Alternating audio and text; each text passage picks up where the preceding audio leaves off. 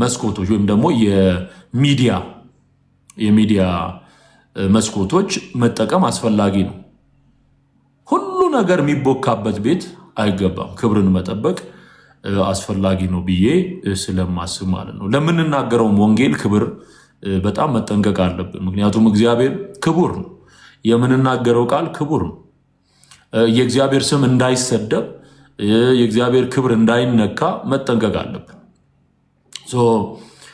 ይሄንን ሁሉ ታሳቢ ያደረገ ነው ማለት ነው። ክብር ለእግዚአብሔር ይሁን። ሌላው ጴንጤዎች የጸለዩልህ ይጸልዩብሃል የሚል ነገር ተናግረሃል ምናምን ብለው አንዳንድ የጻፉ ልጆች ተመልክቻለሁኝ።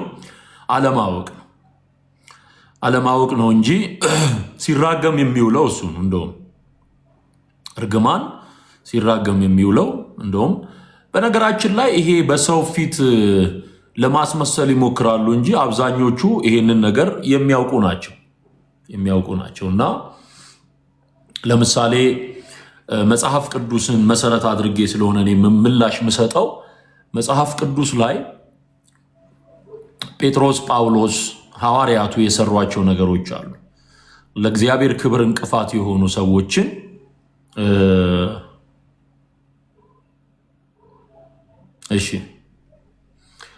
ምን እያደረጉ ነው የሸኟቸው የሚል ጥያቄ ሊነሳ ይችላል። ለምሳሌ በጠቀስኩላችሁ ግለሰብ ዙሪያ ጥቅስ ተናግሬያለሁ። ያ ጥቅስ የሐዋርያት ሥራ ምዕራፍ 13 ላይ ያለ ነው እና የሐዋርያት ሥራ ምዕራፍ 13 ላይ ምን አይነት ቃል ነው የምናገኘው? ጳውሎስ ኤልማስ ተብሎ የተጠራውን ጠንቋይ እንዴት ባለ መንገድ ምላሽ እንደሰጠው የሚያሳይ ነው። እሱን ላውጣና እያነበብኩ ልንገራችሁ። ከዛ ወደ አስተርእዮ ጉዳይ እንመጣለን። ይሄ ኢንትሮዳክሽን ነው። አንዳንድ ትክክል አይደለም ብለው የተናገሩ ሰዎች ስላሉ ጤናማ አይምሮ ያላቸው ናቸው። አንዳንዶቹ ከታመሙ ቆይተዋል። በምንም አይነት መድኃኒት ሊፈወሱ ማይችሉ ናቸው። እነዚህ ግን ቢነገራቸው ሊሰሙ የሚችሉ አንዳንድ ያወቋትን ነገር በቅንነት ያካፈሉ አሉ። እነሱን በሚመስል መልኩ ማለት ለነሱ መመለስ እንዲሆን የቤተክርስቲያንን መልክ ማሳየት ስለሚገባ ነው። እሺ የሐዋርያት ሥራ ምዕራፍ 13 ቁጥር 9 ጀምሮ ቁጥር 8 ጀምሮ ጠንቋዩ ግን ኤልማስ ስሙ እንዲሁ ይተረጎማልና አገረ ገዢውን ከማመን ሊያጣምም ፈልጎ ተቃወማቸው። እነማንን? እነ ጳውሎስ የሚያገለግሉትን አገልግሎት ተቃወማቸው። ጳውሎስ የተባለው ሳውል ግን መንፈስ ቅዱስን ተሞልቶ ትኩር ብሎ ሲመለከተው ይሄን ጠንቋዩን ማለት ሰው እንዳያምን፣ ሰው ወንጌል ሰምቶ ወደ እግዚአብሔር መንግስት እንዳይመጣ የሚናገሩ ሰዎች በሙሉ ጠንቋይ ናቸው። የጠንቋይ ልጅ ነው፣ ጠንቋይ ነው። የክርስቶስ ተቃዋሚ ስፒሪት ነው የተሞላው። አለቅ የዲያብሎስ ልጅ ነው። አንተ ተንኮልህ ሁሉ ክፋትም ሁሉ የሞላብህ የዲያብሎስ ልጅ። የማን ልጅ? የዲያብሎስ ልጅ። የጽድቅም ሁሉ ጠላት፣ የጽድቅ ጠላት ነው። የዲያብሎስ ልጅ ነው። ተንኮል የሞላበት ነው አንደኛ፣ ክፋት የሞላበት ነው ሁለተኛ፣ የዲያብሎስ ልጅ ነው ሶስተኛ፣ የዲያብሎስ ልጅ ነው አራተኛ፣ የጽድቅ ሁሉ ጠላት ነው አምስተኛ፣ የቀናውን የጌታን መንገድ የሚያጣምም ነው። ጠማማ ስለሆነ የሚያጣምም ነው። እነዚህ 5 ነገሮች አሉ ማለት እደግመዋለሁ። አንደኛ ተንኮል የሞላበት፣ ሁለተኛ ክፋት የሞላበት፣ ክፋት የዲያብሎስ ባህሪ ነው። ክፋት የሞላበት፣ ሶስተኛ የዲያብሎስ ልጅ ዲያብሎስ፣ አራተኛ የጽድቅ ሁሉ ጠላት፣ አምስተኛ የቀናውን የጌታን መንገድ የሚያጣምም። 5 አታርፍምን አለ። አታርፍም። አንዳንድ ሰዎች እንደዚህ ናቸው። በቃ ማረፍ ስላለባቸው ሊነገራቸው ይገባል ማለት ነው። አታርፍምን? እሺ አሁንም እነሆ የጌታ እጅ ባንተ ላይ ናት። የማን እጅ? የጌታ እጅ። አሁን እኛ ጦር አንስተህ ሰይፍ አንስተህ ተደባድበ ምናምን የሚል ነገር አንናገርም። የሚበቀል የሚመታው እግዚአብሔር እንደሆነ ግን እናምናለን፣ እንናገራለን። ከኛ አቅም በላይ የሆነውን ሁሉ ለእግዚአብሔር አሳልፈን እንሰጣለን። በቃ የሚያስተካክለው ማን ነው? እግዚአብሔር ነው። ይሄ ከዚህ ያለፈ ነገር ይወላችሁ። በነገራችን ላይ ከዚህ የሚበልጥ ቃል የለም። በኃይል ነው ጳውሎስ እየተናገረ ያለው። ጠንቋዩ ምንድን ያለው? አሁንም እነሆ የጌታ እጅ ባንተ ላይ ናት፣ እውርም ትሆናለህ። ይሄ ከመፍረድ ጋር ይገናኛል። ከመፍረድ ጋር ለምን? ሰው እንዳይድን ነው እየሰራ ያለው። የሰውዬ ይነገረዋል ማለት ያንተን ቴዎሎጂ ይሄ ከ100% 25ቷን ይዘ ሙጭጭ ብለ ያለ ሰው እንደዚህ አይባልም የሚላል ይባላል። ይኸው ይባላል። እኔ እኮ መጽሐፍ ቅዱስ ነው ምነግርህ፣ ተረት ተረት አይደለም ምነግርህ። ይባላል። አይኑ ይታወራል፣ ህይወቱ ይቀጫል። በቃ ያንተን ቴዎሎጂ እቺ ቀንጭበህ ያዝካትን ቴዎሎጂ መጀመሪያ ሙሉ አድርጋት። ከመጽሐፍ በፊት ቻናል ላይ የጻፋችሁ እዚህ ዩቲዩብ ላይ ምናምን ፌስቡክ ላይ ምናምን ጫር ያደረጋችሁ አንብባት መልሰ። ከዛ እኔ የምነግርህን ስማ። ዛሬ ቁጭ ብለህ ስማ። this is the church authority የቤተ ክርስቲያን ስልጣን ነው ይሄ ወንድሜ፣ የቤተ ክርስቲያን ስልጣን። ምን አለው? እውር ትሆናለህ። አዮ ወደ ጌታ ከመጸለይና ይሄን ሰውዬ የጸለዩለት ሁሉ ይጸልዩብሃል ያልኩት ቃል ከመጸለይ ባለፈ ቃል ያወጣል። የእግዚአብሔር የሆኑ ሰዎች ይናገራሉ፣ ቃል ያወጣሉ። በተለይ ለእግዚአብሔር መንግስት እንቅፋት የሆነ ሰው እንዳይድን የሚሰራ የተቀጠረ አገልጋይ ጠንቋይ በሙሉ ምን ይሆናል? ይታወራል። ጆሮ ያለው ይስማ። ይሄ የመጽሐፍ ቅዱስ እውነት ነው። ይታወራል። ዘመኑ የጸጋ ዘመን ነው። የእግዚአብሔር ምሕረት የተገለጠበት ዘመን ነው። እናምናለን፣ እናውቃለን። ፍርድ የለም ወይ ስትል ፍርድ አለ። በደንብ አድርጎ እግዚአብሔር ይፈርዳል። ስለዚህ የጌታ እጅ ባንተ ላይ ናት፣ እውርም ትሆናለህ፣ እስከ ጊዜውም ፀሐይን አታይም። እንደዚህ የሆኑ ሰዎች አሉ፣ የታወሩ ሰዎች አሉ፣ የወደቁ አሉ፣ የተጎዱ አሉ፣ የተሰበሩ አሉ። እግዚአብሔር ይመታዋል፣ ይምታው። እግዚአብሔር ይምታው። ለወንጌል እውነት እንቅፋት የሆነውን ሁሉ ዞር ያድርገው፣ በጌታ በኢየሱስ ዞር ያድርገው። ሰው እንዳይድን የእንቅፋት ድንጋይ የሆነውን ሁሉ ጌታ ዘወር ያድርገው። ደግሞ ያደርገዋል። አላርፍ ካለ ያደርገዋል። ያን ጊዜም ጭጋግና ጨለማ ወደቀበት። ራይታዌ ወዲያው ጭጋግና ጨለማ ወደቀበት። በእጁም የሚመራውን እየዞረ ፈለገ። ይሄ ወደ ዘፍጥረት ምዕራፍ 19 ይሄ ግብረ ሰዶማውያን ወይም ደግሞ የሰዶም ሰዎች በሎጥ ቤት የገቡትን 2 መላእክት አውጣልን ብለው ሲመጡ አይናቸውን መላእክቱ እንዳሳወሩት ማለት ነው። This is one of the judgment of God. እግዚአብሔር የሚፈርድበት አንዱ መንገድ ይሄ ነው። ይሄ በብሉይ ኪዳን አይደለም። አሁን የጠቀስኩልህ ሐዋርያት ሥራ በአዲስ ኪዳን፣ በብሉይ ኪዳን ደግሞ ዘፍጥረት ምዕራፍ 19 ላይ ተጽፏል። ስማ በልክ አድርገው ያንተን ዕውቀት አለኝ የምትለውን በደምብ ተማር። ቁጭ ብለህ ይኸው እየነገርኩ ቁጭ ብለህ ተማር። ደብተር ይዘህ ተማር። ይጠቅምሃል። ያለ ምክንያት የምናገረው ምንም ነገር የለም። ምንም ና አሁን ይሄንን ምን ልታረገው ነው ታዲያ? የጸለየለት እየረገመው ነው ያለው። ይሄንን ወቅ የጸለየለት ነው እየረገመው። ይሄ ደግሞ አይደለም በሱ ላይ አካባቢው ላይ ያሉትን ሁሉ ይነካል። ከባድ ነው፣ በጣም ከባድ ነው። እኔ አስጠነቅቃለሁ፣ ከኔ የሚጠበቀው እሱ ስለሆነ። ያን ጊዜ ጭጋግና ጨለማ ወደቀበት፣ በእጁም የሚመራውን እየዞረ ፈለገ። በዚያን ጊዜ አገረ ገዢ የተደረገውን ባየ ጊዜ ከጌታ ትምህርት የተነሳ ተገርሞ አመነ ይላል። ይሄ መጽሐፍ ቅዱስ ላይ ያለ እውነት ነው። ሌላ ልጨምርልህ። የሐዋርያት ሥራ ምዕራፍ 12 ላይ የሐዋርያት ሥራ ምዕራፍ 12 ላይ በዚያን ዘመን ንጉሡ ሄሮድስ መከራ ያጸናባቸው ዘንድ ከቤተ ክርስቲያኑ በአንዳንዶቹ ላይ እጁን ጫነባቸው የሚል ቃል ቁጥር 1 ላይ ታነባላችሁ። እና ይሄ ሄሮድስ ሐዋርያቱን ሲያሰቃይ የነበረ ሰው ነው። እግዚአብሔር እንዴት እንደፈረደበት ልነግር ነው። ይሄ የመጽሐፍ ቅዱስ ትምህርት ነው የምነግርህ።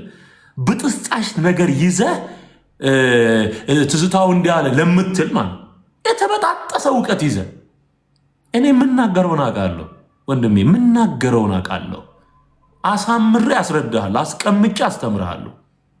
በቃ ትዕቢት አይደለም ይሄ። ይሄ በእግዚአብሔር ቃል ላይ ያለኝን እምነት ነው የምነግርህ። ዝም ብሎ ጴንጤ አይራገምም። አላፊ አግዳሚውን አይራገምም።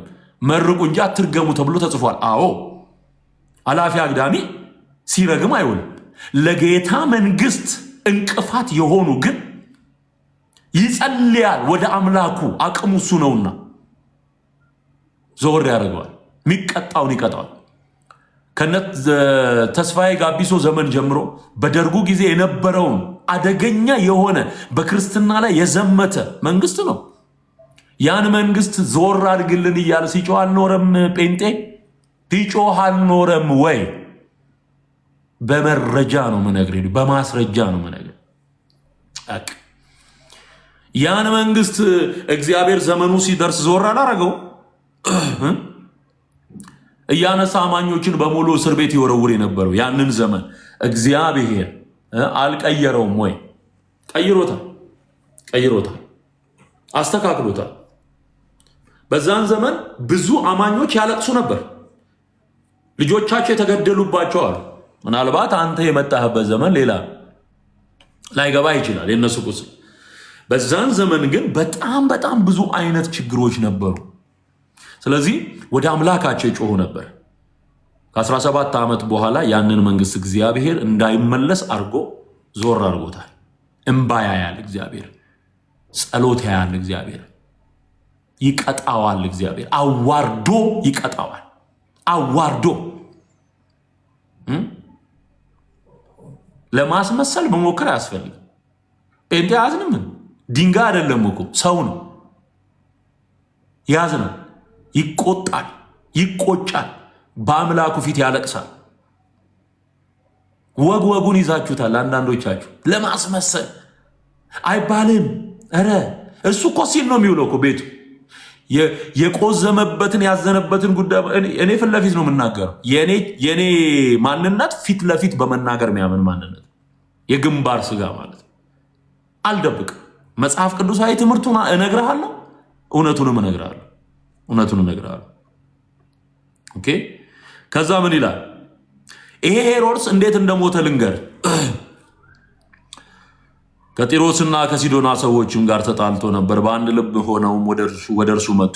የንጉሱን ቢትወደድ ብላስጦስን እሻሽ አሰኝተው እርቅ ለመኑ። አገራቸው ከንጉስ ሀገር ምግብ ያገኝ ነበርና በተቀጠረ ቀንም ሄሮድስ ልብሰ መንግስቱን ለብሶ በዙፋን ተቀመጠ። እነርሱንም ተናገራቸው። ህዝቡም የእግዚአብሔር ድምፅ ነው የሰውም አይደለም ብለው ጮሁ። ለእግዚአብሔርም ክብር ስላልሰጠ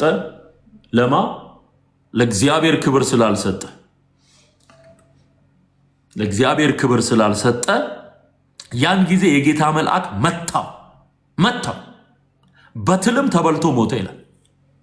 በትል እንደዚህ አይነት ነገስታትን በትል እየተበሉ እንዲሞቱ በቁም ሳሉ በትል ተበልቶ ነው የሞቱ። ይሄ አዲስ ኪዳን ኒው ቴስተመንት። እግዚአብሔር አይቀጣም አይፈርድም ወይ? ይፈርዳል እንዴ? ትቀልዳለህ እንዴ? እግዚአብሔር ዞር ባያደርግ በዚህ ምድር ላይ ያሉ ክፉ ሰዎችን ዞር ባያደርግ ኖሮ ቤተክርስቲያን አትቀጥልም እንዴ? እነ ኔሮ የሚጠፋ ነገር ካለ ይኸው የተጣደ ነገር ምንድን ነው የሚሸተኝ?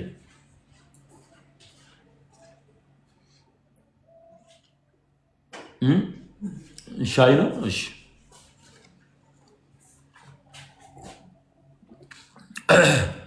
እነ ኔሮ ዞር ያደረጋቸው እግዚአብሔር ነው። እንደዚህ አይነት ክፉ ነገስታትን እግዚአብሔር ፈርዶ ሲያስወግዳቸው ተመልክተናል። ፈርዶ በትል ተበልቶ ሞተ። ኦኬ። ሌላው ጳውሎስ ለሰይጣን አሳልፎ የሰጣቸውን ሰዎች ማንነት ይዘረዝራል። ይህም አንድ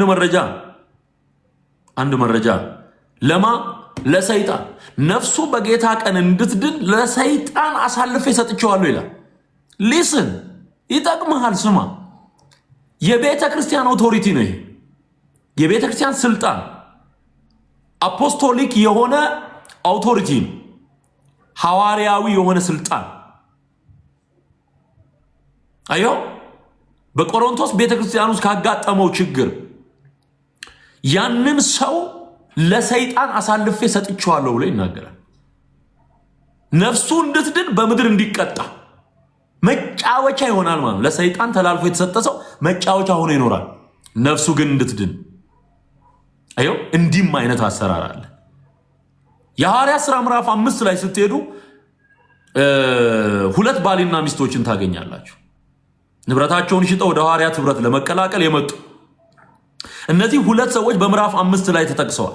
የሐዋርያት ሥራ ምዕራፍ 5 ላይ ከቁጥር 1 ጀምሮ ስታነቡ አናንያ የተባለ አንድ ሰው ሰጲራ ከተባለች ከሚስቱ ጋር መሬት ሸጠ። ከዛ ደብቆ ግማሹን ይዞ መጣ።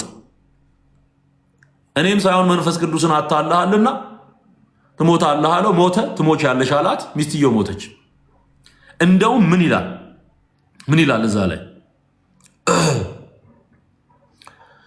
ያን ጊዜ በእግሯ አጠገብ ወደቀች፣ ሞተችም። ጎበዞችም ሲገቡ ሞታ አገኟት፣ አውጥተውም በባሏ አጠገብ ቀበሯት። ባሏ ሞተ፣ እሷ ሞተች። በቤተ ክርስቲያን ሁሉና ይህንንም በሰሙ ሁሉ ላይ ታላቅ ፍርሃት ሆነ ይላል። ታላቅ ፍርሃት።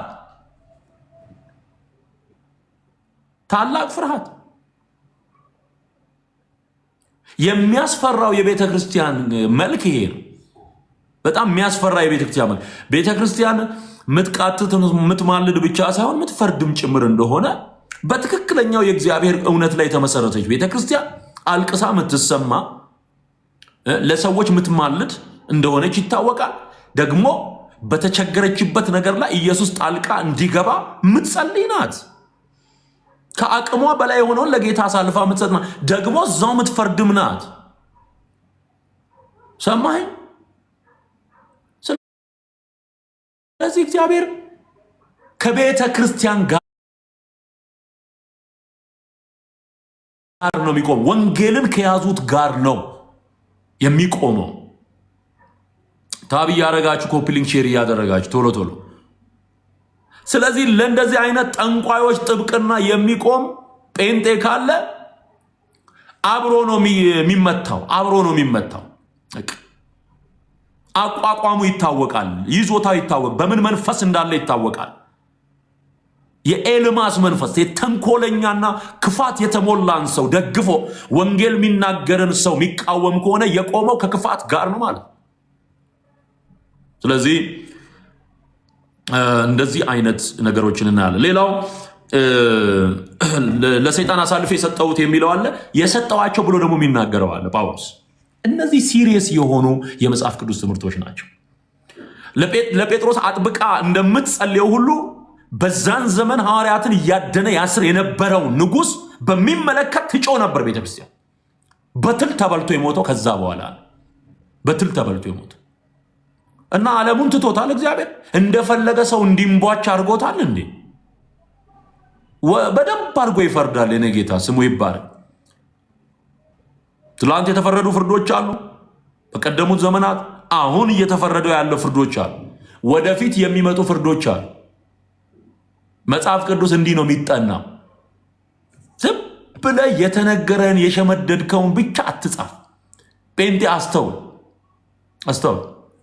ስለዚህ ለወንጌል እውነት እንቅፋት የሆኑ ወንጌል የሚሳደቡ ወንጌል በአናቱ ይተከል የሚሉ ሁሉ ይፈረድባቸዋል።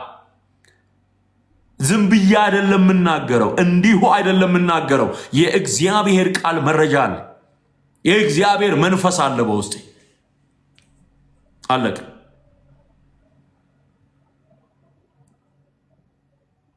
ገብቷችኋል ብዬ አስባለሁ። አይዮ በመረጃ ሲሆን በእግዚአብሔር ቃል እውነት ሲሆን እንደዚህ ነው የሚሆነው ማለት ነው። ሌላው በሐዋርያቱ መልእክት ውስጥ የምታዩት ዮሐንስ የተናገረው በመልእክቱ ይሄንን ትምህርት ማንም ወደ እናንተ ባያመጣ በቤታችሁ አትቀበሉት ይላል። ህብረት አታድርጉ ይላል። እሺ ሐዋርያቱ ምን አይነት አግሬሲቭሊ ክርስትናን ፕሮቴክት አድርገው እንደኖሩ የምታውቀው በዚህ ነው። ከማንም ጋራ እንዳትበላ የጌታ የኢየሱስን እውነተኛ ወንጌል ይዞ ካልመጣ ሰላም አትበለው፣ ከሱ ጋር አትብላ አትጠጣ። አሁን የሚያገቧል ያላመነች አግብቶ ሲሰቃይም ይኖራል። ያላመነ አግብታ ስትሰቃይም ትኖራለች። ሰላም እንኳን አትበለው። ይሄ እኮ የሐዋርያት ትምህርት እኮ በክርስቶስ ትምህርት ለማይኖር ሰው ለቀላቀለ የከበረውን ከተዋረደው መለየት ያቃተው የከበረውን ከተዋረደው ጋራ ቀላቅዬ ሄዳለሁ የሚል ጋራ ህብረት እንዳይኖር ነው የሚለው። ህብረት እንዳይኖር ይኸው እንዳይኖር ሰላምም አትበሉት። ሰላም የሚለው ከክፉ ስራው ጋር ይተባበራል። በቃ ለጌታ ጨክን፣ ለጌታ ወግን፣ ለወንጌል እውነት ወግን። በአናቱ እንዲዘቀዘቅ የሚመኝለትን ወንጌል እየተሳደበ ካለ ሰው ጋር ጴንጤ ሆነ ትቆማለህ? ይሄ እኮ ውርደት እኮ። የእኛ መንፈስ እንዲህ ከተቆጣ የእግዚአብሔር መንፈስ እንዴት እንደሚበሳጭ አስቡ። እኛ እንኳን እንደዚህ ካዘን። ስለዚህ እግዚአብሔር ፈራጅ ነው። አሁን ወደ እንትን ልመለስ፣ ወደ አስተሪዮ ጉዳይ ልመለስ፣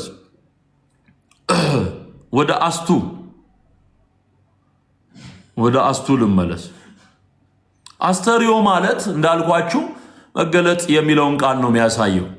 የማርያም ሞት የሚታሰብበት ቀን ነው ብለው ያስባሉ። የማርያም ሞትና አስተሪዮ የሚያገናኛቸው ምንም ነገር የለም። ይሄ የሃይማኖት ኪሳራ በምድራችን ላይ በኢትዮጵያ ላይ የሃይማኖት ኪሳራ ያመጣ ትልቁ ተረት ነው። ጠብደል ውሸት ነው። ማርያም መሞቷን ማመናቸው በራሱ አንድ ጥሩ ነገር ነው። ሞታለች ብሎ ማሰባቸው ማመናቸው አንድ እሱ ጥሩ ነገር ነው። እንደውም እኔ አልሞተችም ቢሉ ነበረ አስቸጋሪ የሚሆን። ሞታለች ብሎ ከጀመረ ያስማማናል። ኦኬ አሁን አንዳንዶቹ አልተነሳችም ስንላቸው ምን ለምን አልተጻፈም ስንላቸው በመጽሐፍ ቅዱስ ላይ የለም አልተነሳችም ማርያም አልተጻፈልንም ስንላቸው አይ ሞቷም እኮ አልተጻፈላችሁም ይላሉ። እና ያልተጻፈልህን ሞት አምነ ሞት በጥር ነሐሴ መቃብር ምትል ከሆነ ትንሣኤም አልተጻፈም። ዝም ብለን የፈጠርከው ማለት ነው። ዝም ብለን የፈጠርከው። ስለዚህ መጽሐፍ ቅዱስ እንደ መሰረታዊ ዕውቀት እንድትይዙት የምፈልገው መጽሐፍ ቅዱስ ሁሉንም ዲቴል አልጻፈልንም። ለምሳሌ የኢየሱስን ታሪክ አራቱ ወንጌላውያን ሲጽፉ በተለይም ወደ ቤተ መቅደስ በ12 ዓመቱ ከሄደ በኋላ እስከሚጠመቅበት ጊዜ ድረስ ያለውን ረጅም ጊዜ መጽሐፍ ቅዱስ አልነገረንም። ወደ 18 ዓመት ይሆናል። እነዚህ 18 ዓመቶች እንዴት አለፉ? ምንም የነገረን ነገር የለም። መጽሐፍ ቅዱስ ዝም ባለበት ቦታ ዝም ነው የሚባለው። አለቅ እደግመዋለሁ። መጽሐፍ ቅዱስ ዝም ባለበት ቦታ ላይ ዝም ነው የሚባለው። አትቀባጥርም ማለት ነው። ወጋው ቀባጣሪ መንፈስ።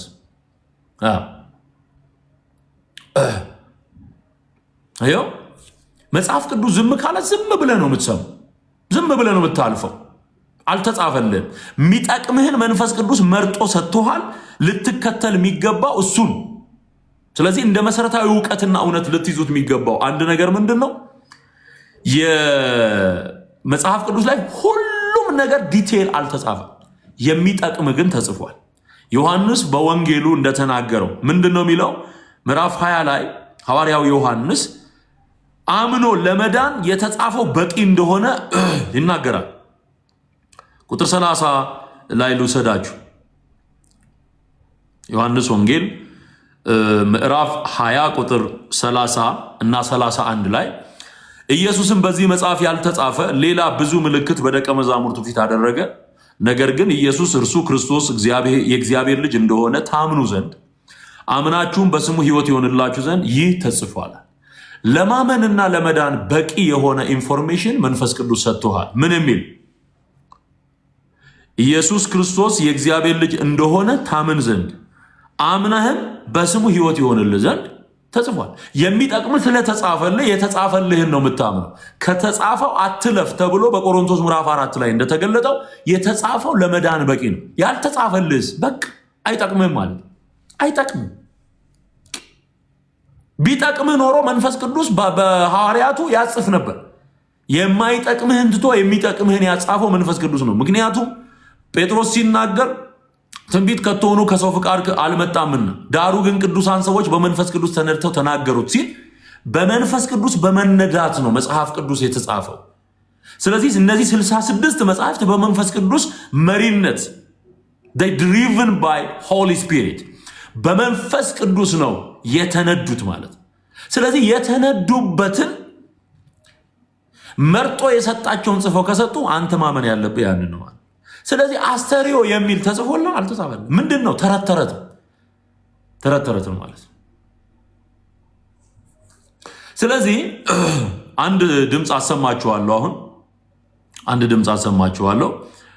ይሄንን ድምፅ ከዚህ በፊት በጣም ብዙ ክደቶችን ከሚናገሩ ጳጳሳት መካከል አንዱ የሆኑት አቡነ ሕዝቅኤል የሚባሉ ሰው የኢየሱስ ሞት በቂ ስላልሆነ ማርያም በዚህ ቀን ሞታ ነፍሷን ለኃጥአን ቤዛ አድርጋ የሰጠችበት ቀን ነው ብለው የዋሹትን ውሸት አሰማሃለሁ። ኦኬ፣ አሁን የሚሉትን ላሰማችሁ።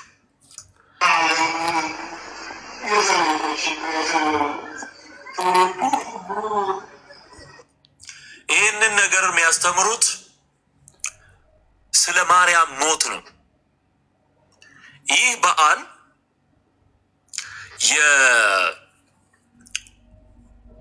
የአስተሪዮ ማርያም ተብሎ የሚጠራ በዓል ላይ ያስተማሩት። አስተሪዮ ማርያም ማለት የማርያም መገለጥ ማለት ነው።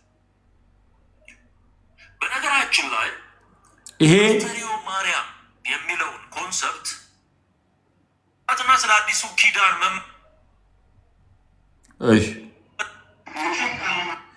ይሄንን ትምህርት ዩቲዩብ ላይ ከዚህ በፊት መረጃ አድርጌ ሳቀርብ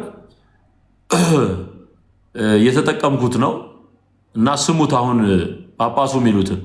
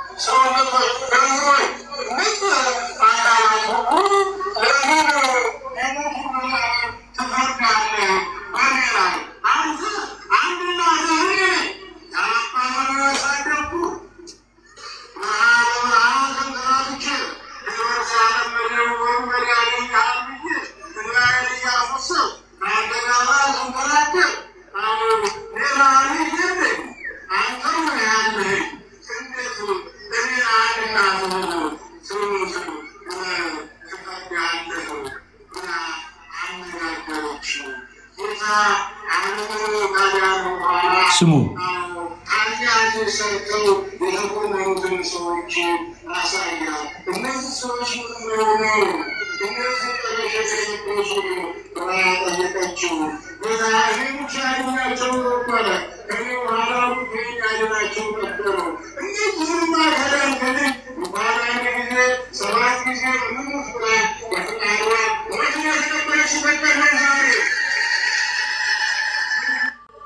አየሁ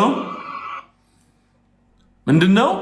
አንተን የሳሙ ከንፈሮች፣ አንተን ያቀፉ ክንዶች እንዴት ይሙቱ ብለህ ትፈርዳለህ ብላ በዚህ ቀን ማርያም ኢየሱስ ጋር ክርክር ገጠመች ነው የሚሉት።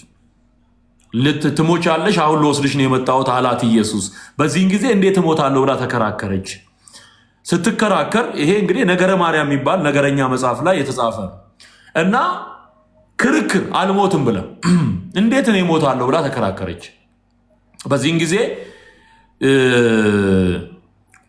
አይኗን ገልጦ በሲኦል ያሉትን ነፍሳት ወደ ፍርድ የሚሄዱትን ነፍሳት አሳያት። እነዚህ እነማን ናቸው ብላ ጠየቀች። እነዚህማ እኔ ከሞትኩ በኋላ ሞቶ የሚያድናቸው ሌላ ስላጡ ጥላሸት ለብሰው የምታያቸው እነዚህ ያንቺን ሞት የሚጠባበቁ ናቸው አላት። ስለዚህ እነዚህን ከማርክልኝ አይደለም አንዴ 7 ጊዜ ልሙት ብላ በፈቃዷ የሞተችበት ቀን ነው እልል በሉ ሲሉ እልል ይላል። ስለዚህ አስተርእዮ ብለው የሚያከብሩት ይህ ቀን የኢየሱስ ሞት በቂ አይደለም የሚል ክህደት ዲክሌር የሚደረግ የሚታወጅበት የአጋንንት አምልኮ ቀን ነው። ስማ፣ የኢየሱስ ሞት አይበቃም ብለው የማርያም ሞት ያስፈልጋል፣ በኢየሱስ ሞት ላይ ለኃጥአን ማርያም መሞት አለባት የሚል አደገኛ የአጋንንት ትምህርት። ይህንን ነው የሚያስተምሩት። በዚህ ቀን በመረጃ ነው እያሰማው ያለሁት። ቆመው የሚናገሩት ይህንን በሕያው እግዚአብሔር ፊት ምነግራችሁ። ሞት በጥር ነሐሴ መቃብር ይባላል። አሁን የሞተችበት ነው። ለማበላ ሞተች ሲባል ለኃጥአን። ስለዚህ የኢየሱስ ሞት በቂ እንዳልሆነ አምና ኦርቶዶክስ በጳጳስ ደረጃ በየመድረኩ የኢየሱስ ሞት ዓለምን ለማዳን በቂ አይደለም ብላ የምታውጅበት የተረገመ ቀን ነው። የተረገመ ቀን። ይሄንን ያብራልህ ወንድሜ፣ ይሄን ያብራልሽ እህቴ። በጣም ከባድ ነገር ነው። በጣም ከባድ ነገር ነው።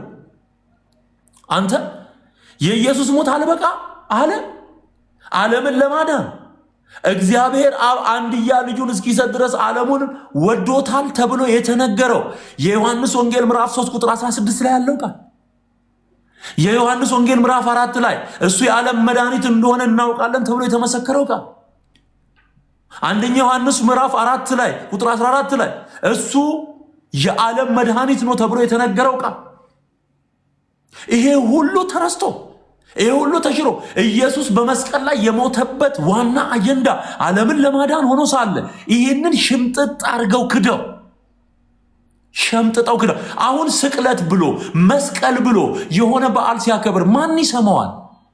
ማን ይሰማዋል? ትቀልዳለህ እንዴ? ለዚህ እኮ ነው የወጣ ነው። ለዚህ ነው እኮ ማንም መለሰው። በቃ አልመለስም ወደ ኋላ የግብፅን ሽንኩርት ላልበላ ቃል ኪዳን ገባው ለራሴ አመልክሃለሁ ኢየሱሴ። ሃሌሉያ። ወደ ኋላ ማንም መለሰው። እንደዚህ የተረገመ የእግዚአብሔርን ቃል የሚቃወም ትምህርት በዓል ተሰርቶለት ታቦት ተቀርጾለት መቅደስ ታንጾለት እንደዚህ የተባለ ስለሚኖር ነው የወጣ ነው። ለዚህ ነው ይሄ ክደት ወደሚደረግበት ቤት ዳግመኛ ማንም መለሰው። ለዚህ ኢየሱስ ተክዷል። ቀላል አድርገህ ነው አይደል የምታየው? ዲናይ አድርገውታል። ኢየሱስ ክደውታል። ሙልጭ አድርገው እኔ ከሞትኩ በኋላ ሞቶ የሚያድናቸው ስለሌለ እባክሽ አንቺ ሙችላቸው። ይሄ ኢየሱስን መስደብ ነው። ይሄ እግዚአብሔርን መስደብ ነው። ይሄ መንፈስ ቅዱስን መስደብ ነው። ምን ልትሰሪ ነው የምትሄጂው? እንዲህ አይነት ቦታ ምን ልትሰራ ነው የምትሄደው? ጌታ ኢየሱስን የማይወድ ቢኖር የተረገመ ይሁን ተብሎ እንደተጻፈ ይሄ እርግማን ነው አሁን ፕራክቲካሊ በምድሪቱ ላይ የሚተገበረው። ሳይገባን ቀርቶ የወጣን ይመስልሃል እንዴ? ከራስ ጸጉሩ እስከ እግር ጥፍሩ ቤቱን እናውቀዋለን። ምን እንደሚባል በምን ቀን ምን እንደሚሉ እናውቀዋለን። ይህን ነው ሞት በጥር ነሐሴ መቃብር ለ8 ወር የሰው አስከሬን የሚያሰቃዩበት ዘመን ነው። የዘመን አየው። አልሞትም ብላ ተከራክራ ኧረ እባክሽ ተብላ ነው የሞተችው።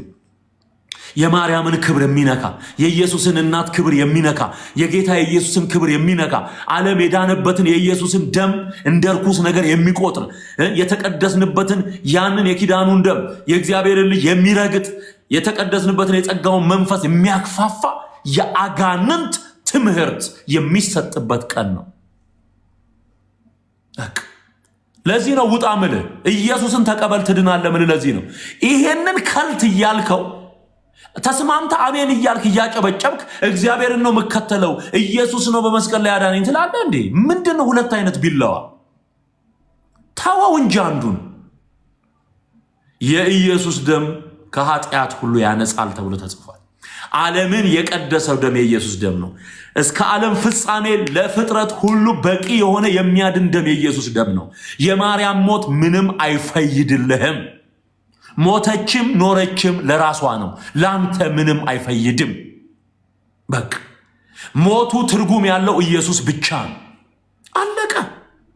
ሞቱ ትርጉም ያለው ሕይወትን የሰጠ የኢየሱስ ሞት ነው። የደሙ መፍሰስ ትርጉም ያለው የኢየሱስ ነው። የማንም ደም ቢፈስ ላንተ ትርጉም የለውም። የኢየሱስ ደም ፈሶልሃል። አሁን አብ የተቀበለው ደም የማደም ነው? የኢየሱስ ነው። የማርያምን ደም አይቀበልም። የጊዮርጊስን የተክለ ሃይማኖትን አይቀበልም። ጊዮርጊስ 7 ቢሞት ለራሱ ነው የሚሞት። ደግሞ 7 ጊዜ ሞቶ የተነሳም የለም። የውሸት ጥርቅም ስለሆነ ነው ቤቱ የውሸት ቤት ሀገር ነው። 7 ጊዜ እንትን አደረጋችሁት እንዴ? እንቅልፍ እንትን አረጋ። ይሄ ምንድነው? እየባነነ የሚነሳ ሰው አረጋችሁት እኮ እንዴ። ኢየሱስ ነው ሞትን ድል አድርጎ የተነሳው። ኢየሱስ በሶስተኛው ቀን ተነስቶ ጽድቅን እንደሰጠን የሚናገረውን የእግዚአብሔርን እውነት ለመደበቅ ጊዮርጊስ እኮ 7 ሞቶ ተነስቷል ይላል። ስለዚህ ሰው ከፍ አድርጎ የሚያው የጊዮርጊስን 7 ጊዜ መሞት ነው። ይሄ የኢየሱስን ወንጌል ለመደበቅ አጋንንት ወደ ኢትዮጵያ ምድር ያስገባው የአጋንንት ትምህርት ነው። የአጋንንት ትምህርት ነው። በቃ ማርያም ሞታለች፣ ተቀብራለች፣ አለቀ። ነፍሷ በጻድቃን መቆያ አለ። ኢየሱስ ሲመጣ ከሚነሱት ቅዱሳን ጋር ትነሳለች። ይሄ ነው። ሁሉ በተራው ይሆናል ነው የሚለው የቆሮንቶስ መልእክት ምዕራፍ 15 ላይ ሁሉ በተራው ይሆናል። ኢየሱስ በኩር ነው ይላል። ከሞት በመነሳት በኩር እሱ ነው። አልተነሳችም፣ አላረገችም፣ በአብ ቀኝ አልተቀመጠችም። ይህ የአጋንንት ትምህርት ነው። ማርያም ተነስታለች፣ አድርጋለች የሚል ዲስኩር አጋንንት ያመጣው የአጋንንት ትምህርት ነው። This is the doctrine of demons። መጽሐፍ ቅዱስ የሚለው ይህን ነው። በጢሞቴዎስ መልእክቱ ሐዋርያው ጳውሎስ ምዕራፍ 4 ላይ የአጋንንትን ትምህርት እየሰሙ እምነትን ይክዳሉ የሚለው ይሄንን። ስለዚህ በፈቃዷ ሞተች። ለኃጢአተኞች የኢየሱስ ሞት በቂ እንዳልሆነ ገብቷት 7 ልሙት አለች። እልልበል እየተባለ የሚጨበጨብበት ቀን ለመሆኑ የማርያም ሞት መገለጥ ነው ወይ? ሞት መገለጥ ነው ወይ? አይደለም። አሁን የቲዮፋኒ የሚለው ቃል ይሄ በጣም the great theological words ተብሎ ከሚጠሩት መካከል አንዱ ነው። ባይዘ ቲዮፋኒ የእግዚአብሔር ልጅ መገለጥ፣ ይሄ አፖካሊፕስ የሚለው ቃል ከእንደገና ደግሞ አስተሪዮ፣ በግዕዝ አስተሪዮ የምንለው እነዚህ ቃላቶች ምንድናቸው? የተሰወረው ነገር ሲገለጥ ነው። የማርያም ሞት ወዴት ነው የሚገለጠው? ምኑ ነው የሚገለጠው? ቆይ ምኑ ነው የሚገለጠው? የማርያም መገለጥ የሚባል ነገር አለ እንዴ? መገለጥ እኮ የማይታየው ታየም። ይኸውላችሁ አሁን ለምሳሌ በኦርቶዶክስ አስተምሮ ከዚህ ከጥር ከታህሳስን ጥርን ጨምሮ ዘመነ አስተሪዮ ተብሎ ይጠራል። ዘመነ አስተሪዮ ጠላት የማርያምን ሞት አስገባበት እንጂ ዘመነ አስተሪዮ የተባለው ስማ በደንብ የኦርቶዶክስንም ትምህርት ስለማቀው ነው ምነግርም። ታህሳስና ጥር ወር ዘመነ አስተሪዮ የተባለው አንደኛ ልደቱ የእግዚአብሔር ልጅ የማይታይ የነበረው ከአብ ጋር ለዘላለም የኖረው እሱ ተገለጠ። ስለዚህ ልደቱ መገለጡን ያሳያል። አይው ሁለተኛ በጥምቀቱ ደግሞ የአብ የወልድ የመንፈስ ቅዱስ ማንነት ተገለጠ። አብ ከሰማይ ተናገረ እነሆ ልጄ ብሎ መንፈስ ቅዱስ ደግሞ በርግብ አምሳል ወረደ። ጌታ ኢየሱስ ከውሃ ውስጥ በዮሐንስ እጅ ሲጠመቅ ታየ። ይሄ ትሪኒቲ የምንለው ኮንሰፕት ወይም ደግሞ ሶስትነት የተገለጠበት ነው። አስተሪዮ ተገለጠ። ከዚህ በፊት በብሉይ ኪዳን ዘመን እንደዚህ በግልጥ አልታየም ነበር። የእግዚአብሔር መገለጥ ወይም የአብ የወልድ የመንፈስ ቅዱስ የአካል ሶስትነትን የሚያሳዩ ሪቪሌሽኖች አልነበሩ፣ መገለጦች አልነበሩ። ኦኬ ይሄ አስተሪዮ ቢባል ያስኬዳል። የማርያም ሞት ምኑ ነው አስተሪዮ? ምኑ? ሞት እኮ አስተሪዮ የለውም። ከሙሴ ከአዳም ጀምሮ ከመጀመሪያው ሟች ከአቤል ጀምሮ ብዙ ሰው ሞቶ የኢየሱስ ሞት እንኳን እንደዚህ አልተካበደም። ከዛ በኋላ ምን ይላል? ሞት በጥር ነሐሴ መቃብር ይልና እንግዲህ እንደምታውቁት ማርያም ሞተች። ከዛ በኋላ ያው ተረቱ ሞተች። እሷ በሞተች ጊዜ ታውፋንያ የሚባል እና አይሁድን ሰብስቦ መጥቶ እናቃጥለው የማርያምን አስከሬን እናቃጥል ብሎ አስተባብሮ ሆይ ያለ መጣ። ከዛ ተረቱን ነው የነገርኳቸው ያለሁት። ይሄ በታምረ ማርያም ላይ የተጻፈ ታሪክ ነው። ባይዘው ኪዳነ ምሕረት የሚለው ኮንሰፕት መነሻው ጽንሰ ሐሳቡ ያለው አስተሪዮ የሚባለው ይሄ ማርያም አስተሪዮ ማርያም በሚባለው ቀን በዚህ ቀን ኮንሰፕቱ ያለው ይሄ ኪዳነ ምሕረት ናት፣ ታድነናለች፣ ታማልደናለች የሚለው የአጋንን ትምህርት የተወለደው አስተሪዮ ማርያም በሚለው በዚህ ቀን ትምህርት ውስጥ ነው። ስማ፣ በደንብ ስማ። በዚህ ውስጥ ነው የመጣው። ኦኬ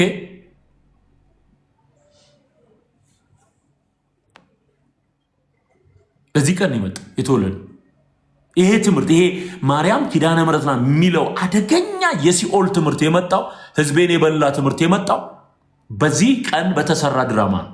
እና መጣ፣ ሞታለች። እንግዲህ በደንብ ስማ፣ ሞታለች፣ ማርያም ሞታለች። አሰቃዩት እኮ አንተ። የሰው አስከሬን ከጥር እስከ ነሐሴ፣ ጥር፣ የካቲት፣ መጋቢት፣ ሚያዝያ፣ ግንቦት፣ ሰኔ፣ ሐምሌ፣ ነሐሴ 8 ወር ሙሉ የሰው አስከሬን አንዴ ሰማይ ወስዱታል፣ አንዴ ምድር ወረደ ይላሉ፣ አንዴ ዕፀ ሕይወት ስር ተቀበረ ይላሉ። ከዛ መጣና ሰጣቸው ይላል። በምድር ተቀበረች፣ ከዛ ተነሳች ይላል። ማርያምን እንደ ኦርቶዶክስ ያሰቃያለን እኛ ሰደብን። አሁን ማርያም ይሄ እኮ ከስድብ በላይ እኮ ሞት በጥር ነሐሴ መቃብር ፕሮሰሱን ሲያበዙት ማለት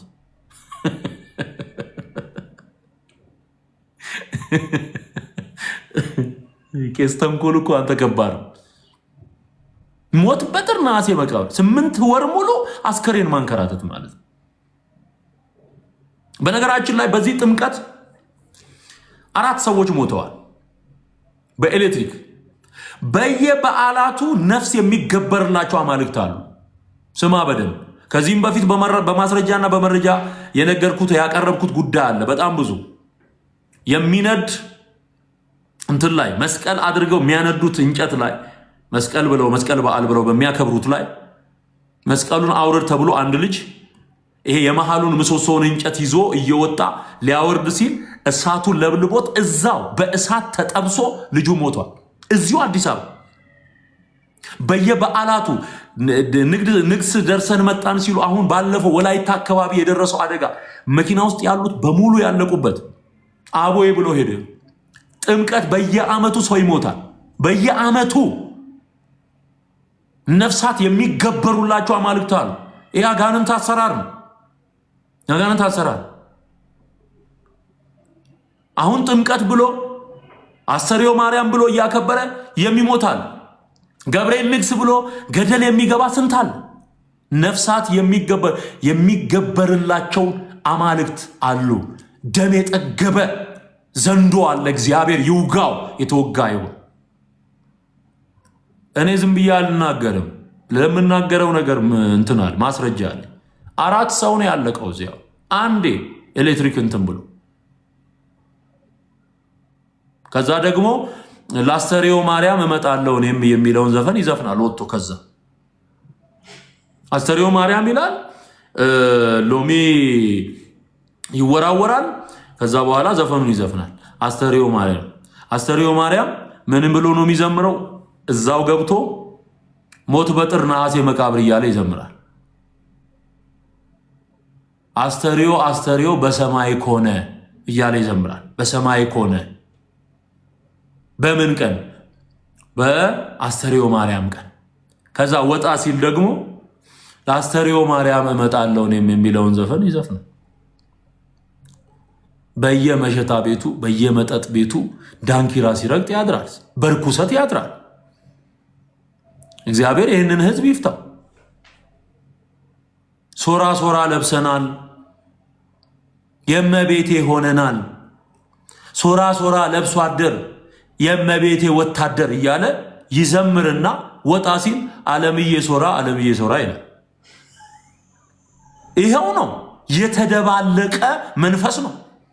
ዘፈኑም መዝሙር የሚመስለውም ነገር ተቀላቅሎ ነው የሚኖረው። ተቀላቅሎ ዓለምዬ ሶራ ይላል ወጥቶ እና ይሄ ህዝብ ወደ እውነት ወደ ወንጌል መምጣት የለበትም፣ መዳን የለበትም። ማን ይናገር? ቄሱም እኮ እስክስታ ወራጅ ነው። ቄሱም እስክስታ ወራጅ ጨብጦ ነው፣ እሱም ብርሌውን ጨብጦ ነው። ይሄ ህዝብ ወደ እግዚአብሔር ቃል እውነት መምጣት አለበት፣ ህይወቱን ማስተካከል። የተጀመረው ይሄ የአጋንንቱ ትምህርት የህይወት ቅድስና እያሳጣ ነው የሚኖረው። አሁን እኛ እዛ ቤት ስለነበረን ህይወት የሚያወሩ ሰዎች አሉ። ወንድም አትቀደስም፣ ቤቱ ራሱ የተጨማለቀ ነው። ከጳጳሱ ጀምሮ አሁን ያለውን የእያንዳንዱን ጳጳስ ፕሮፋይል ላመጣልህ እችላለሁ። የተጨማለቀ ቤት ነው። አትቀደስም። ትምህርት ሳይቀየር ቅድስና የሚባል ነገር የለም። ያረክሰሃል። ራሱ ርኩሰት ነው የሚያስተምር፣ ዘፈን ነው የሚያስተምር፣ ዳንኪራ ነው የሚያስተምር፣ ዝሙት ነው የሚያስተምር። መቀደስ ያለው በክርስቶስ ኢየሱስ አምኖ በመዳን ውስጥ ነው። በመዳን ውስጥ ነው። በየሚዲያው የምትሰማው ምንድን ነው? አይቀደስም። የህግ አገልግሎት ነውርን መግለጥ ነው። ወደ ጸጋ ወንጌል ካልመጣ አትቀደስም። እዛው ሲታሽ ነው የሚኖረው። በቃ በየገዳሙ የምንሰማው ነገር ምንድን ነው? የረከሰ ዜና ምንድን ነው የምትሰማው? ምን ነው የምታየው? በየዜናው የሚቀርበው ምንድን ነው? እርስ በርስ ተካሰው በቴሌቪዥን የምታየው ምንድን ነው? ቤቱ እርኩሰት ነው የሚያስተምር። ህግ ነው። አየው፣ የህግ ትምህርት ነው ያለው። የጸጋ ትምህርት ውስጥ አልገባም ህዝቡ። ወደ ጸጋ ወንጌል አልመጣም። ስለዚህ ዳንኪራ ረጋጭ ነው። እዚሁ መስቀል አደባባይ ላይ የአእላፋት ዝማሬ ብሎ ነጭ ለብሶ ያየኸው በማግስቱ ጎንደር ሄዶ ለጥምቀት ዳንኪራ ሲረግጥ የምታየው እሱም።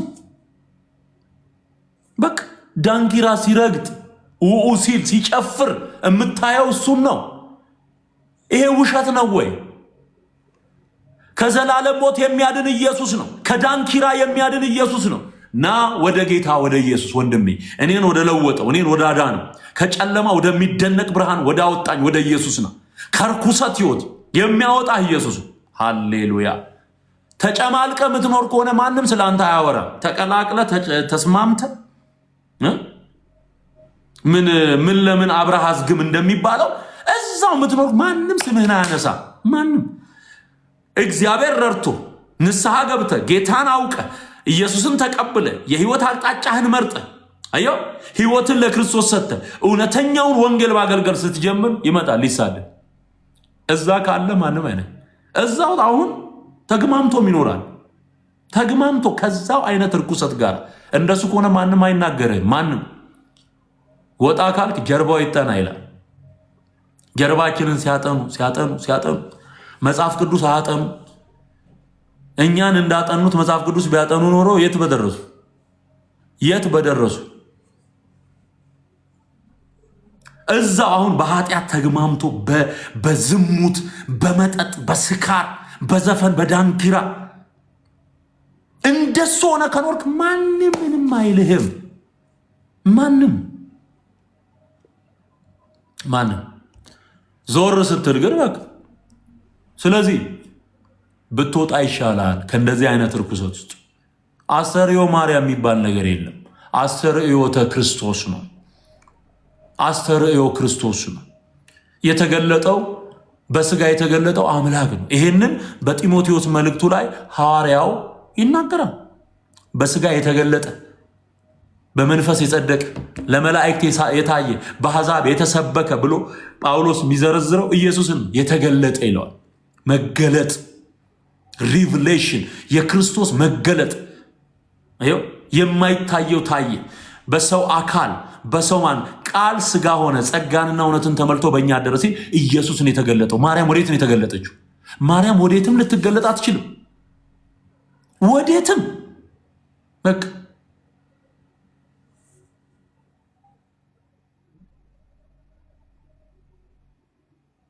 ስድብ አሰልጥኖ መልአክ ነው የነሱ። አሁን ንስሐ አባት ስድብ ነው የሚያሰለጥ። መጽሐፍ ቅዱስ ለብቻቸው ሲያነቡ ካየ አንቺ ልጅ አላማረኝም ይላል። አላማረኝም ይሄ መጽሐፍ ቅዱስ ይዘሽ የምትቀመጪው ነገር ተርጓሚ ሳይኖር ይላል። ለብቻችሁ አታንብቡ ይላል። ለምን? ሰው በጨለማ እንዲኖር በማርያም ስም ከተሰራ መርገም ውስጥ እንዳይወጣ፣ በማርያም ስም ከተሰራ የአጋንንት ትምህርት ውስጥ ነፃ እንዳይወጣ መጽሐፍ ቅዱስ እንዳያነብ ያደርገዋል። ጸበል ብሎ ግድግዳ አበስብሶ ይወጣል።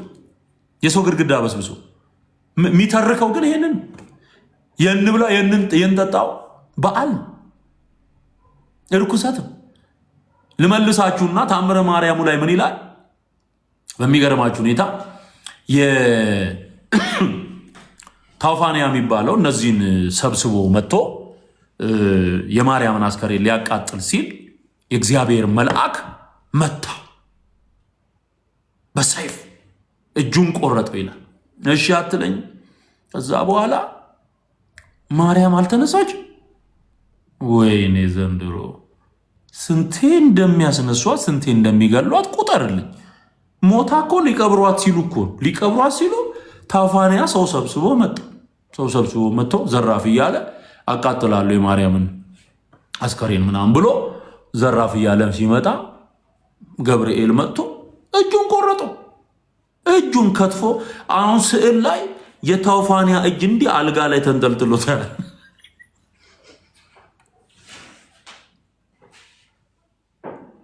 ወጋው የዘርዓ ያዕቆብ ስፒሪት። ዘርዓ ያዕቆብ ነው የደረሰው። ይሄንን ዘርዓ ያዕቆብ የሚባለው ንጉስ ነው። ዘርዓ ያዕቆብ ደግሞ እጅ በመቁረጥ ነው የሚታወቀው። ደቂቀ እስጢፋኖሳውያንን የጉንዳ ጉንዶ ገዳም መነኮሳትን እጃቸውን ቆርጦ ምላሳቸውን ቆርጦ የጨፈጨፈ ሰው። ይሄንንም ድርሰት ጽፎ ያስገባው ማለት ነው ዘርዓ ያዕቆብ። የሱ ስፒሪት ነው የሚሰራው። ተመልከት፣ በደንብ ስማኝ። እጁን ቆረጠው መልአክ መጥቶ ይላል። እሺ፣ ከዛ ማርያም ተነሳች። in the middle of the deep sleep ማርያም ዌክ አፕ አድርጋ ጴጥሮስ አለችው፣ ጴጥሮስ ና እጁን ቀጥሉለት።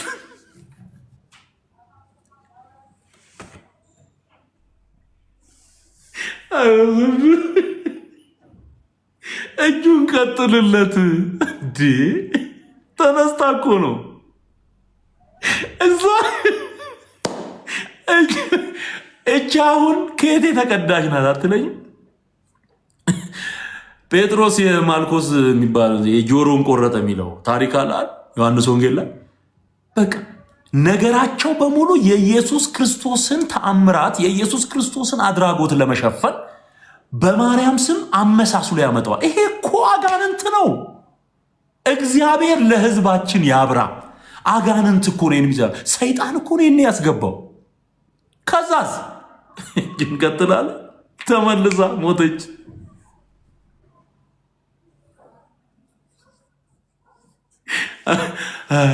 እግዚአብሔር ይጫወትባችሁ። እንደዚህ በመቤቴ ላይ ተጫወታችሁባት። እግዚአብሔር ይላችሁ፣ እግዚአብሔር ይላችሁ። አቤት የእናንተ ግባት። በዚህ ብቻ ይፈረድባል። አንዴ ስትገላ አንዴ ስታነሳ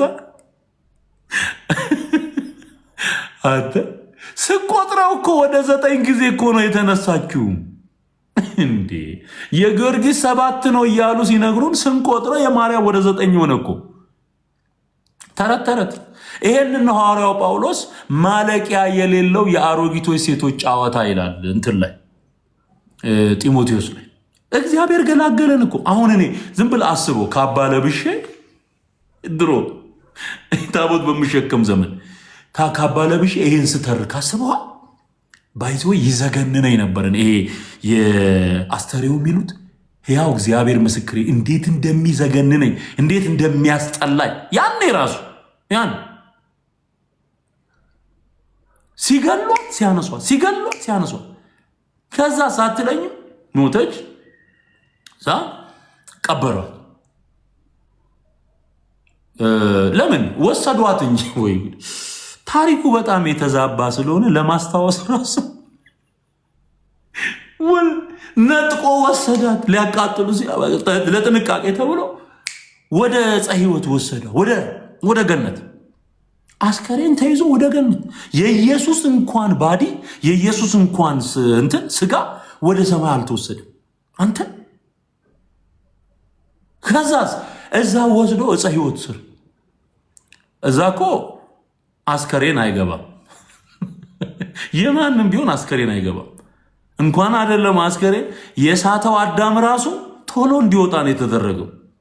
ዕፀ ሕይወትን በልቶ ድጋሚ እንዳይኖር ያው ሆኖ እንዳይኖር እግዚአብሔር ከገነት አስወጣው ይልና በምትገለባበጥ ሰይፍና ሱራፊ በሚባል መልአክ ያንን ደጅ ዘጋው ይላል ዘፍጥረት ምዕራፍ 3 ላይ ተዘግቷል። እንኳን አስከሬን ምንም አይገባም። አስከሬን የሞተው ሰውዬ በቁም የሞተው ሰውዬ እንኳን ወጥቷል። እንኳን አይደለም አስከሬን ሊገባ ገብቷል። እዛ ወሰን ከዛ ደግሞ ሐዋርያቱ ጾም ጸሎት ያዙ። ከዛ ጾም ጸሎት ሲይዙ ለምን ጾም ጸሎት ያዙ ሲባል የማርያምን ትንሣኤ ለማየት ተመልከት። አሁን የ16 ጾም የሚባለው ኮንሰፕት የኪዳነ ምሕረት ኮንሰፕት የሚመጣው እዚህ ጋር ነው። አየው ሞተች ብሎ ጀምሮ አስተርእዮ ብሎ ጀምሮ ወደ ኪዳነ ምሕረት ነው ኮንሰፕቱ የሚሄደው። ያልኩ ይሄንን ነው። ሰንኮፉም ስለማቀው ነው። እኔ እንጀራቸውን ያሰፉበትን አካሄድ ስለማቀው፣ እንዴት ሰርክል እንደሰሩ ስለማቀው በደንብ ስሙ። ከዛ በኋላ ልክ ሱባኤ ገብተው 16 ጾም የሚባለው ይሄ ነሐሴ ላይ ምናምን ይደረግ ሞት በጥር ነሐሴ መቃብራል ለመኑ ስጋው ይምጣልን ብለው ለመኑ። በሙሉ ሰብስቦ ወሰዳቸው።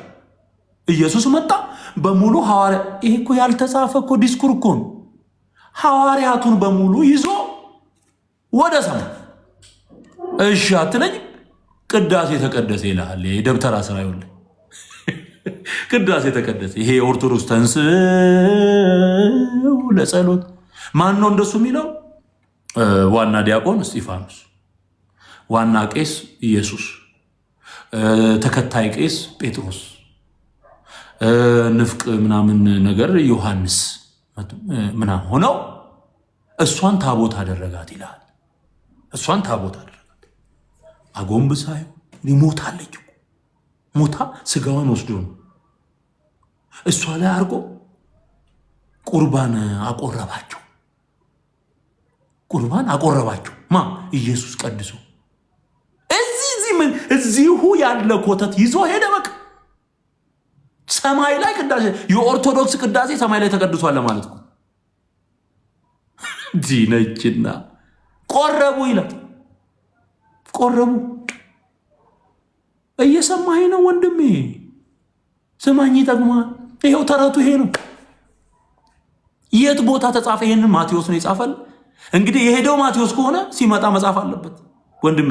ማቴዎስ ሄዶ አቡነ ማቴዎስ ይጽፋል። ማቴዎስ ከሄደ ማቴዎስ በወንጌሉ ይጽፋል እንጂ አባ ማቴዎስ የሚባል ሰው እየተነሱ ይጽፋል። ጴጥሮስ ከሄደ አባ ጴጥሮስ ነው ወይ የሚጽፈው? ራሱ ጴጥሮስ ነው እንጂ መጻፍ ያለበት። የድንቁርና መዓት መደናቆር። ከዛ ሳትለኝ መቼ አለቀ? አልጨረስኩም እኮ ብለህ አስበው። አሁን ሰላም ለኩልክሙ እያለ ሲያዜም ማለት ነው እዛ ሰማይ ላይ። ከዛስ ተመልሰው መጡ። ተመልሰው ሲመጡ ይሄ ቶማስ የሚባለው የፈረደበት ሐዋርያ የኢየሱስን ትንሣኤ አላምንም ካላየው ብሎ የተጻፈለት ማለት ነው ዮሐንስ ወንጌል ምዕራፍ 20 ላይ ተጽፎለታል። እና እጄን ካላስገባው ካልነካው አላምንም ብሏል። እና የለም ነበር አሉ። እንደ አጋጣሚ ሆኖ ቶማስ የለም አሉ። ይህች ከየት የተወሰደች ናት? ከዮሐንስ ወንጌል። ኢየሱስ ሲያሳያቸው ማንነቱን ቶማስ አልነበረም። ከዛ ቶማስ ባለበት መጥቶ ና ያመንክ እንጂ ያላመንክ አትሁን ብሎ ጎኑን እንዲዳስስ አደረገው። አምላኬ ጌታዬ ብሎ ጮኸ ይላል። ይችን ታሪክ ወደ ማርያም ሞት አመጡና ማን ከማን ያንሳል በሚል ስፒሪት ማለት ነው። ይህ እኮ መጨረሻ እኮ አደገኛ እኮ አሰራር እኮ። አልገባህም? የተሰራው እግር በእግር እየተከተሉ የኢየሱስን ወንጌል መቃወም ነው። መቃወም ነው የተያያዙት። አየው። ከዛስ እነሱ መጥተው ቁጭ ብለዋል። ቶማስ ይመጣል። ምንድን ነው ይላቸዋል። ኧረ እኛ ደርሰን መተን እዛ አይተን ቆርበን መጣን ይሉታል። እንዴት የልጇን አምልጦኝ ነበር፣ አሁን ደግሞ እንደዚህ ተደርጌ ተበድያለሁ ብሎ ቶማስ አዘነ በጣም ይከፍ። ከዛ ህንድ ሀገር ሄዶ ከህንድ ሀገር በደመና ተመልሶ ሲመጣ በአዝኖ ማለት እና ከዛ ሲመለሱ ይዘው መጥተዋል ነው የሚለው ታሪኩ ሳረሳው። ከዛ አስከሬን ይዘው መጡ። አስከሬን ይዘው መጥተው ደግሞ ምን አደረጉ? ቀበሯት ይላል። ሌላ ቀብር ቀበሯትና ከዛ እሷ ተነሳች። በሶስተኛው ቀን ተነስታ ስታርቅ ከቶማስ ጋር አየር ላይ ተገናኙ። ጉድበል ጎንደር አየር ላይ ተገናኙ። ከዛ አገኘውሽ ልታመልጪ ስትይ ቶማስ አልተቻለም። አየር ላይ ምንድን በፊትም እኔ የልጅሽን ትንሣኤ ሳለ አሁንም እንደዚህ አሁን ባላገኝሽ ይኸው አምልጠሽ ነበር ብሎ በዘበነ አነጋገር ሆዱ ተበጸበጸ።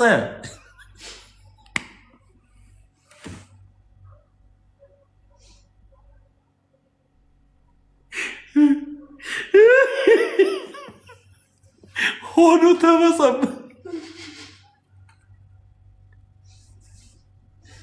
አረ ዘንድሮ እኛ ግን በምን እንዝናና ነበር ይሄ ነገር ባይኖር ወንድሞቼና እህቶች።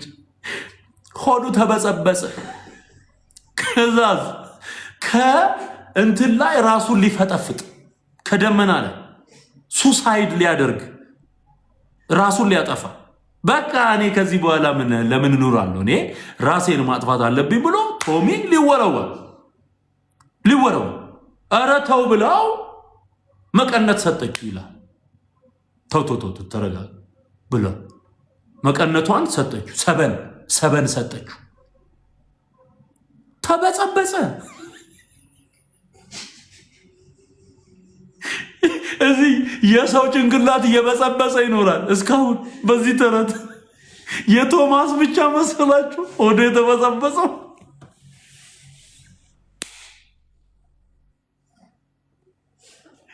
አረ ሆዴ ቆሰል። የኔ ሆድ ራሱ በሳቅ እየተበጸበጸ ነው።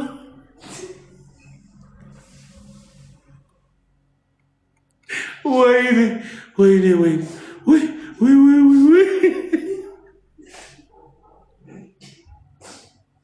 ደግሞ እኔ በጣም የሚገርመኝ ራሱን ሊያጠፋ ወጋው። የሱሳይድ መንፈስ ወጋው። የሱሳይድ ስፒሪት እንዴ! ያኔ ነው እንዴ የተጀመረው ራስ ማጥፋት? ተበሰበሳል።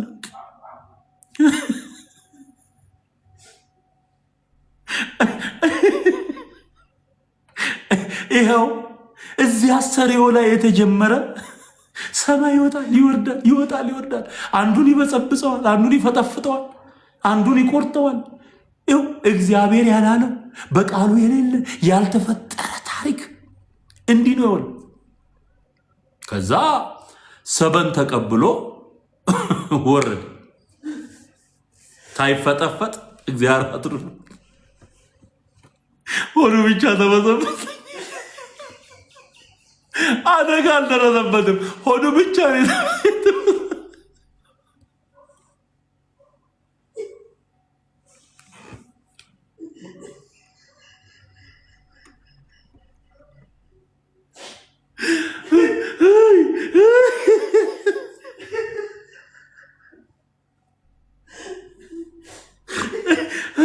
በጌታ በኢየሱስ ስም አቤት አቤት አቤት።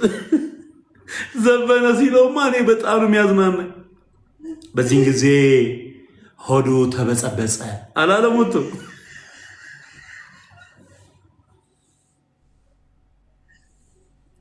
ወይም መበጻበጽ። አረ ሆዴ በኢየሱስ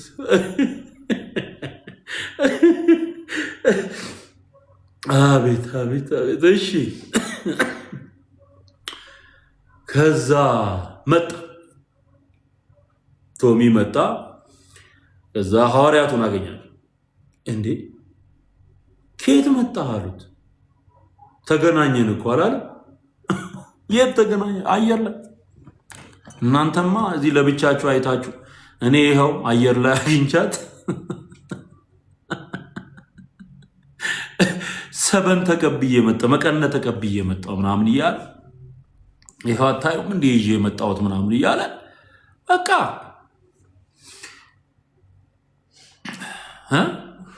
አረገች። በአብ ቀኝ ተቀመጠ። አራተኛ የሥላሴ አካል፣ አራተኛ መለኮት ወይም ደግሞ ሌላ አምላክ አበጁ። አብ ወልድ መንፈስ ቅዱስ እንደምንለው ማርያም አራተኛ ሆነች ተቀመጠች ማለት ነው። መጽሐፍ ቅዱስስ ምን ይላል? ከሰማይ ከወረደው በቀር ወደ ሰማይ የወጣ ማንም የለም። እሺ ላንብብላችሁ። ከሰማይ ከወረደው በቀር ወደ ሰማይ የወጣ ማንም የለም። ይሄ ዮሐንስ ወንጌል ምዕራፍ 3 ላይ የተጻፈ ቃል ነው። እሱን አነብላችኋለሁ። ክብር ሁሉ ለእግዚአብሔር ይሁን። ሃሌሉያ።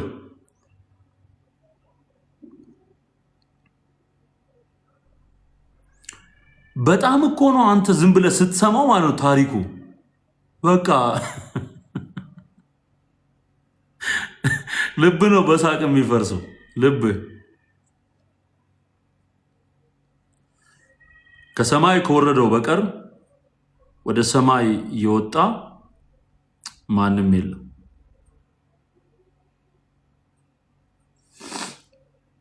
እሺ ጥቅሱን እስቲ እዚህ ላይ አውጡልኝ፣ አንዴ ጥቅሱን አውጡልኝ።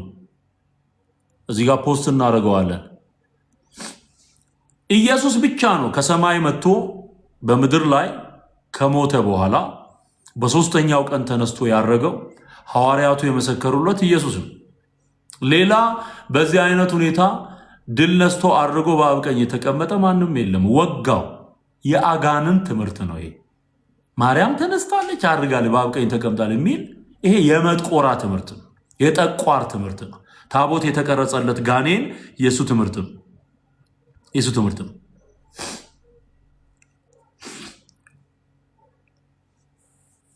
ጥቅሱን አወጣችሁልኝ?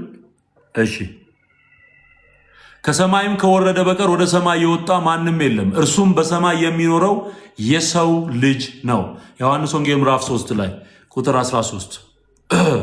ይሄንን እንትን ላድርገው፣ ፒን ላድርገው፣ ፒን ዲስ ኮመንት። ኦኬ ሁሉም ሰው እንዲያየው።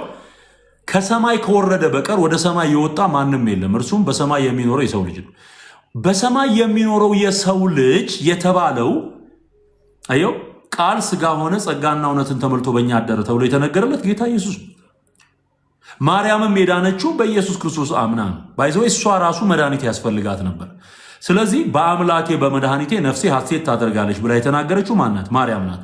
መድኃኒቷ እንደሆነ አውቃለች። ለዚህ ነው በማመን ደግሞ እንዳገኘችው ሲናገር መጽሐፍ ከጌታ የተነገረላት ቃል ይፈጸማልና ያመነች ብፅዕት ናት። ያመነች አዮ ያመነች ብፅዕት ማርያም አማኝ ናት። በኢየሱስ ያመነች ናት። በልጇ ያመነች ናት። ለዚህ ነው አሁን በአዲሱ መዝሙር ላይ አማላጄ በሚለው አዲሱ መዝሙር ላይ ማርያም ተናገረች ያዳነኝ ጌታ ነው አለች። ማርያም መሰከረች መድኃኒት ኢየሱስ ነው አለች። መድኃኒት ኢየሱስ ነው አለች። መድኃኒት ኢየሱስ ነው አለች። ድል አድርጎ የተነሳው ኢየሱስ አንበሳው፣ ድል አድርጎ የተነሳው ኢየሱስ አንበሳው፣ ኢየሱስ አንበሳው፣ ኢየሱስ አንበሳው። አዮ ስለዚህ በክርስቶስ ኢየሱስ መድኃኒትነት አምና መስክራለች። ማርያም ከሞት አልተነሳችም። ማርያም አላረገች። ማርያም በአብ ቀኝ አልተቀመጠችም። ይሄ የክህደት የጠቋር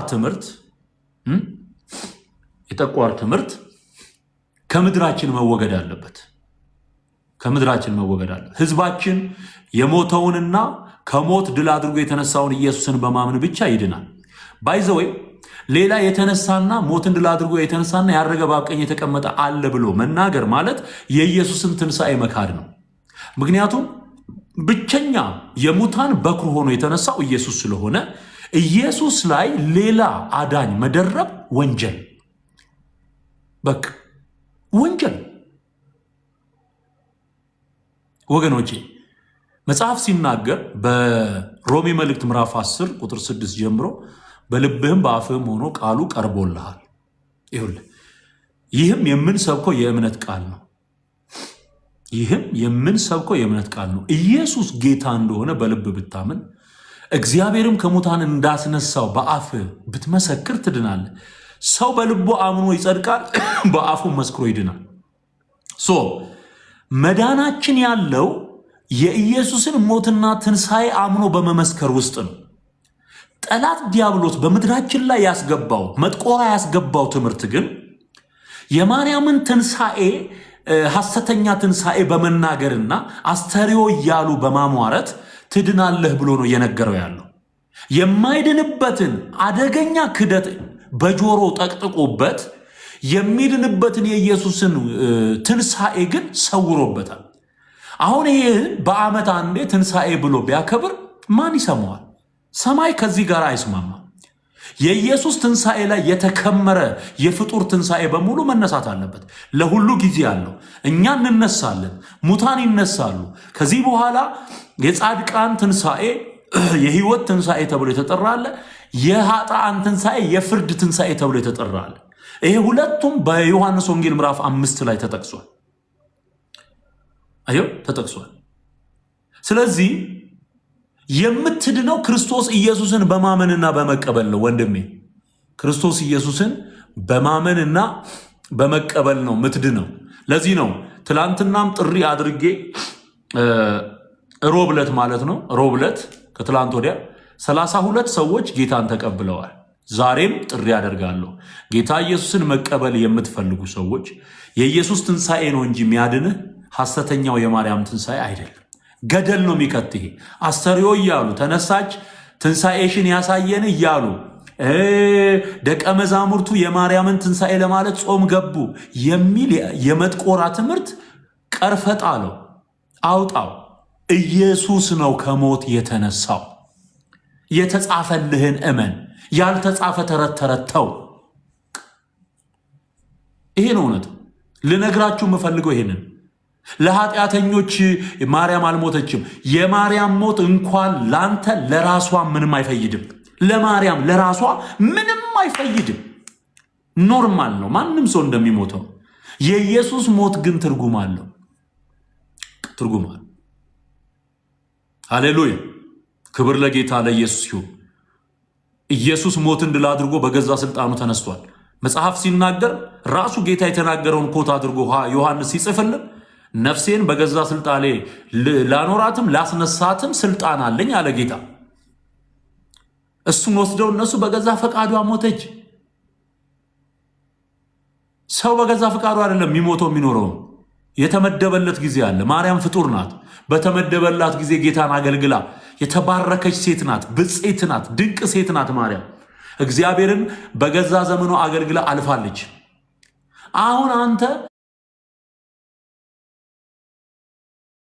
በኢየሱስ አምነህ ከማርያም በተወለደው በኢየሱስ ክርስቶስ የእግዚአብሔር ልጅ ነው፣ የሰው ልጅ ተብሎ ተጠርቷል።